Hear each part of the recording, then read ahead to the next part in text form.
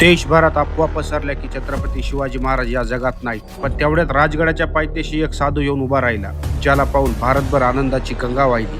कोण होता तो साधू, ज्यामुळे भारतभरात काहींना आनंद झाला तर काहींच्या पायाखालची जमीन सरकली? हे जाणून घेऊ आग्र्याहून सुटका या मालिकेच्या या शेवटच्या भागात. मंडळी, आपल्या चॅनलवर जर नवीन असाल तर आत्ताच सबस्क्राईब करून ठेवा, कारण इथे फक्त छत्रपती शिवाजी महाराज यांचा पराक्रम पाहायला मिळेल. मला अपेक्षा आहे की प्रत्येक शिवप्रेमी माझ्या चॅनलला नक्की सबस्क्राईब करेल. व्हिडिओ सुरू करण्याआधी बघू मागच्या भागात आपण काय पाहिलं. हजारो सैनिकांच्या जीवावर माच करणाऱ्या औरंगजेबाच्या हजारो सैनिकांसमोरून महाराज गायब झाली. आग्रा सुटकेची थरारक घटना बघूया आग्रा सुटकेच्या या मालिकेच्या 4थ्या भागात. व्हिडिओ शेवटपर्यंत बघा. आग्र्याहून सुटकेनंतर शत्रूला चकवण्यासाठी महाराजांनी सरळ स्वराज्याचा मार्ग धरला नाही, तर उत्तर भारताच्या दिशेने प्रवास सुरू केला.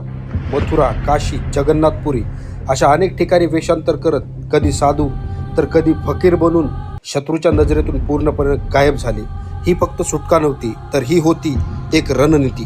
हा सगळा प्रवास करत महाराज राजगडाच्या पायथ्याशी साधूच्या वेशात येतात आणि ते शांतपणे राजगडावर जातात आणि जिजाऊंसमोर नतमस्तक होतात. जिजाऊ त्यांच्याकडे पाहतात, पण ओळख पटत नाही. मग साधूच्या वेशात आलेले शुभा हळू आवाजात म्हणतात, आईसाहेब आम्ही आलो. क्षणभर वेळ तिथंच थांबतो.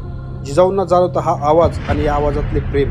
मासाहेब ओळखतात आणि शुभा म्हणत त्यांना जवळ घेतात. आणि पुढच्या क्षणी ही बातमी वाऱ्यासारखी पसरली आणि स्वराज्यात आपल्या महाराजांचे आगमन झाल्याने आनंदाची लाट उसळली.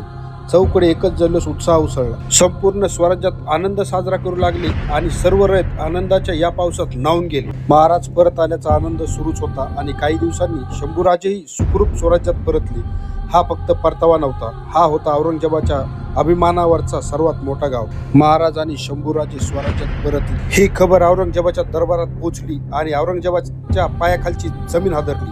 औरंगजेब या धक्क्याने चांगलाच खचून गेला. इतिहास सांगतो, औरंगजेबाने स्वतः कबूल केलं, मी माझ्या आयुष्यात शिवाजीला ओळखण्यात चूक केली. मंडळी, ही सुटका केवळ एका राज्याची नव्हती, तर ती होती स्वराज्याच्या अस्मितेची आणि स्वाभिमानाची.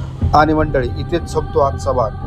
पण एक गोष्ट मनापासून सांगायची आहे, तुम्ही सगळ्यांनी दिलेलं प्रेम, सपोर्ट आणि रिस्पॉन्स खरंच खूप मोठं मोटिवेशन आहे माझ्यासाठी. मी हा प्रवास सुरू केलाय फक्त इतिहास सांगण्यासाठी नाही, तर आपल्या शिवरायांचा पराक्रम, त्याग आणि स्वाभिमान प्रत्येकाच्या मनापर्यंत पोहोचवण्यासाठी. आणि या प्रवासात तुम्ही सगळे माझ्यासोबत असणं हीच माझी सर्वात मोठी ताकद आहे. त्यामुळे माझ्या चॅनलला सबस्क्राईब केलं नसेल तर आत्ताच करा आणि या इतिहासाच्या प्रवासात माझ्यासोबत नक्की सामील व्हा, कारण आपण सुरू करणार आहोत अजून एक थरारक सिरीज, जिथे आपण जाणून घेणार आहोत आग्र्याहून स्वराज्यात परत आल्यानंतर महाराजांनी काय काय केले. तर तयार राहा, कारण पुढचा प्रवास अजून भारी असणार आहे. तोपर्यंत जय शिवराय.